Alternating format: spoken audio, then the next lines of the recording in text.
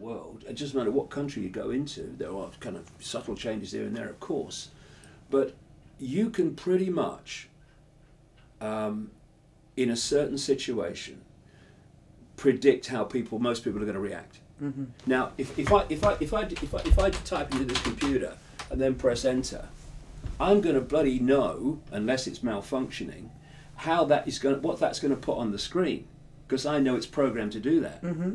In other words, it's completely predictable, except when it's not working properly.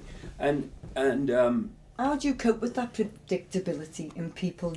Well, it's to understand where that predictability comes from, which is it's people are programmed by this mass programming.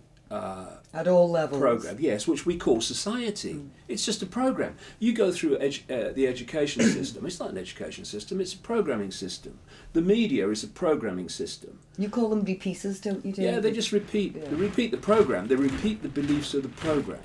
Now, people say to me about the media, well, you're saying every journalist is in on the conspiracy. No, you don't have to be. Yeah. All you have to do is get programmed people to program others without realizing that's what they're doing. Mm-hmm. And by that, you control the norms in society. So if, as the norm was at one point, that the earth was flat, then that's the norm. And they policed the norm. And people were killed and put under house arrest for challenging that Any norm. dissent from it. Exactly. And we see it all happening now. What do you mean? You're a 9/11 truther. You don't believe the official story and all that stuff. So the norms, say, of the flat Earth, meant that anyone that said the Earth wasn't flat and it was a sphere was marginalised. They were called dangerous or crazy.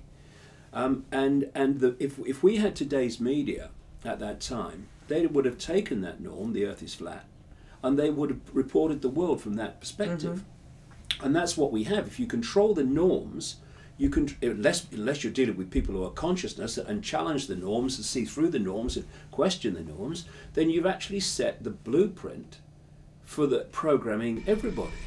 I mean, you say to a large number of people, increasingly not as large as it used to be, thank goodness, what's happened to bin Laden? They'll say that he was shot by the Americans in a compound in Pakistan. And the official story is an absolute ludicrous nonsense. Oh no. But on the bullshit meter, David, it's right over there, lad. No, the